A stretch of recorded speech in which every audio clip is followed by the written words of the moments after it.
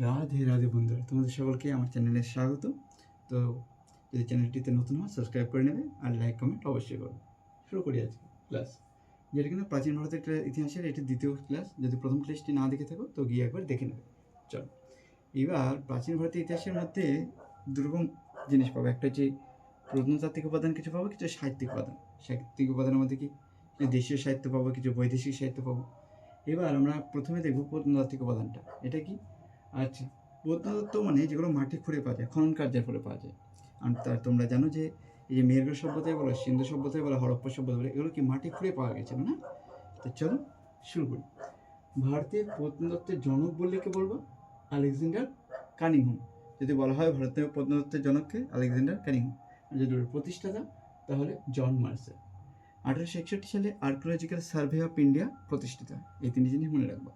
এরপরে যেটা আসছে উল্লেখযোগ্য গ্রন্থ, এই গ্রন্থগুলি প্রত্যেকটি পরীক্ষায়, সেন্ট্রাল হোক বা স্টেট গভর্নমেন্টের যে কোনো পরীক্ষায় কোনো না কোনো পরীক্ষায় এসেছে, তাই এগুলি খুব ভালো করে খাতায় নোটস করে নেবে। এবং চল পড়ে দেখি। অর্থশাস্ত্রকে লিখেছি কৌটিল্য। এই কৌটিল্যের অনেক কটি নাম রয়েছে, যেমন চাণক্য, বিষ্ণুগুপ্ত, তোমরা অবশ্যই জানো।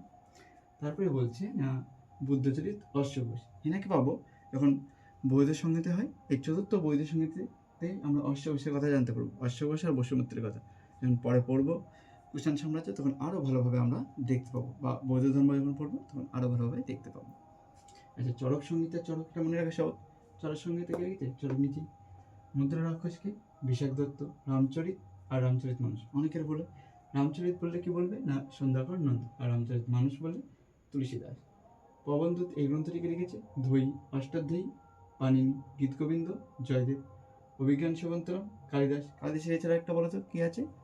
রঘুবংশম আছে, আরও আছে, তোমরা একটা দুটো কমেন্টে বলে যাও। আচ্ছা, রাজতরঙ্গিনী কলম। এই রাজতরঙ্গিনী থেকে কোথাকার ইতিহাস জানা যায়? কাশ্মীর রাজ্যের ইতিহাস দেখা যায়। কাশ্মীর কোথায় আছে নিশ্চয়ই জানো, আমাদের ভারতের মানচিত্রে একেবারে উপরের দিকে।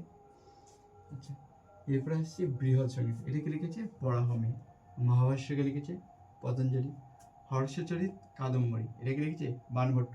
তোমরা কমেন্টে অবশ্যই জানিয়ে যাও বাণভট্ট কার সহকবি ছিলেন, যদি জানো তো জানিয়ে যাও। আচ্ছা, দানসাগর অদ্ভুতসাগরকে লিখেছেন বল্লাল সেন, আর বল্লাল চরিত লিখেছেন আনন্দ ভট্ট। এইটা অনেকের ভুল হয়, কি এটা ডব্লিউবিতে এসেছে ধানসাগর অদ্ভুতসাগর কে লিখেছে না বল্লাল সেন, আর বল্লাল চরিত বললে আনন্দ ভট্ট। ঠিক আছে, বল্লাল চরিত বললে বল্লাল সেন করে চলে আসবে না। ওকে। আচ্ছা, এরপরে কি পঞ্চতন্ত্রকে লিখেছে বিষ্ণু শর্মা। মৃচ্ছকটিক্রমকে লিখেছে শূদ্র। রত্নাবলী প্রিয়দর্শিকা নাগানন্দ হর্ষবর্ধন। খুবই ইম্পর্টেন্ট আমার মনে হয়, যে কোনো পরীক্ষার সামনে যেগুলো দেবে তোমরা চলে আসতে পারো, ভালো করে মনে রাখবে। রত্নাবলী প্রিয়দর্শিকা নাগানন্দ হর্ষবর্ধন। আর কথা শরীরকে লিখেছে সৌন্দর্য। আশা করি ক্লাসটি ভালো লেগেছে। তো অবশ্যই চ্যানেলটি সাবস্ক্রাইব করে নেবে, বন্ধুদের বলবে চ্যানেলটি সাবস্ক্রাইব করে রাখতে। এখানে তোমরা চ্যাপ্টার ওয়াইজ খুব সুন্দর প্রিপারেশন নিতে পারবে। খুব অল্প সময়ের ক্লাস হয়, খুব বড় লেন্থি ক্লাস হয় না, তবে যতটুকু হয় প্রোডাক্টিভ ক্লাস হয়। তোমরা যদি ক্লাসগুলো করো ঠিকই উপকৃত হবে। ধন্যবাদ আমাদের সঙ্গে থাকার জন্য। আর চ্যানেলটি সাবস্ক্রাইব, লাইক, কমেন্ট অবশ্যই করবে।